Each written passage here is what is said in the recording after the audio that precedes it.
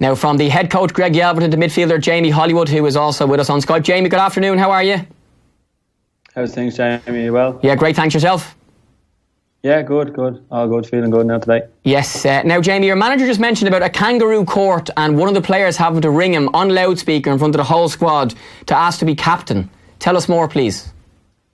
Yeah, so basically, we kind of try to set standards in the squad, and obviously we can't be using financial stuff because it's kind of representative squad. So we came up with a way of like kind of fining the lads, and we've made a dice.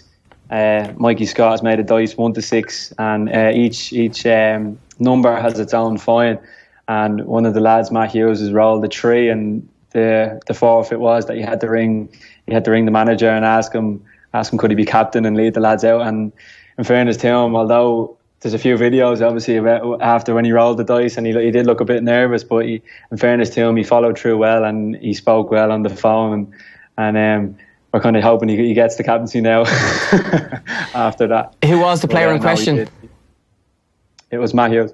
Okay, nice. So that was number 3. Can you remember what's 1, 2, 4, 5 and 6? And remember, we're on a nice podcast now, so nothing bold, please. No, we've won, obviously, to sing a song. And 2, we've to do the washing for the lads if they roll. 5, 6 is a mystery one.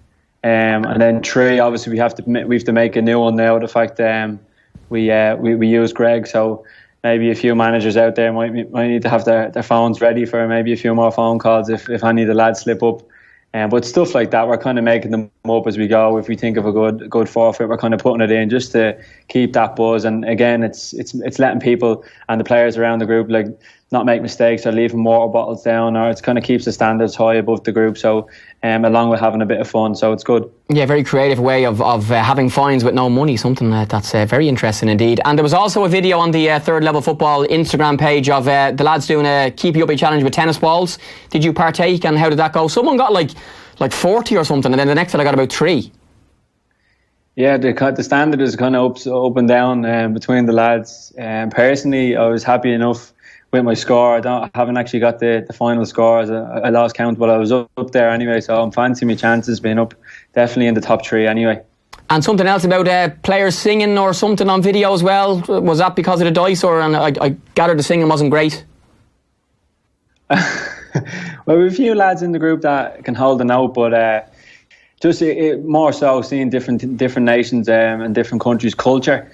You'll see the South Africans dancing and singing away from outside in the campus and that, and us Irish like to get involved in kind of any countries that's going, so we'll always try to take part. And it's kind of on our downtime that we can kind of look and get involved and kind of introduce ourselves as well to the different countries and learn and experience the different cultures around the campus. And you've also had a chance to train at some of the different locations around. And Dave, we can see the image there of Jamie taking the free kick with the mountains in the background. Unbelievable photo taken by Info. There it is on screen. For those who are listening to the podcast, it's a right-footed free kick with kind of stands and mountains and the sky in the background, Jamie, with the T-shirt rolled up, the muscles on show, and a very nice photo, one for the family album. Yeah, it's great to kind of, when you're training, just the backdrop. It's really nice facilities that we're training in, and it's just a different experience altogether. It's the reason why I came over. It's just to experience all these different the different climate, and again to witness these other locations that you might not got a chance playing in Ireland. Now, you're 22, and often on the podcast I speak to maybe younger players or on the sports show, and maybe they're 16 or 17 and they play for Ireland, and they know where the cameraman is. When they score a goal, they run over and do the knee slide. So, honest answer, did you know the cameraman was where he was when you took that free kick? Because my suspicions tell me you did. No, you know me, Jamie. No, I don't think. I didn't see the camera. He was lying down. I thought he was having a nap, and little did I know he had his camera there out. So, a lucky shot, let's say, we put it that way. I'll take it as a yes, you did. He was lying down asleep. Maybe asleep getting a suntan. Well done. It was a great photo, and it's a nice place to take photos. No, it is. It was nicely put. Yeah, Tommy Dickinson is the photographer, and he's very good, and he was over with us in Taiwan, and he does his best to try fill the egos of a few of the lads and get a few shots in. throughout the games. Nice. Now tell me, Jamie, about the previous tournament. Just mentioned to Greg there, I'm not sure how many players in the current squad played for Ireland in Taiwan 2 years ago. You're definitely one. So he did say that some of those players have helped the current group and maybe are helping the current group just around the place in terms of how it all works. I know Taiwan's a very different place, I'm sure, to Naples, but what's your memories of that competition? And to be picked for Ireland for a second one in a row is a great honour, I know, and to be able to wear that Ireland jersey in an international competition again. Yeah, well, Taiwan was excellent, and it was a big part of the decision in coming here. I really enjoyed the experience in Taiwan. I thought it was excellent. Again, it was playing against France and playing against Mexico, and really experiencing the different styles of play. And again, looking at the different cultures, it was the best experience I've had playing football to date. So, again, it's looking similar. It's a similar experience at the moment. Obviously, we haven't started the games yet, but as you mentioned, we're always trying to say before we came over, just trying to prepare the lads what the food will be like, and the process of how you go get your food and the buses you take, and just to try create that bond and that vibe that it's a team. I know we were put together at a short space, but I'd be a big believer in creating a good bond within the group before we go play, because when you're going playing against teams like this, you need to have your back and you need to have someone else to have your back. And I think that it's huge in terms of getting everyone to buy into what we're doing and then bringing it into the game.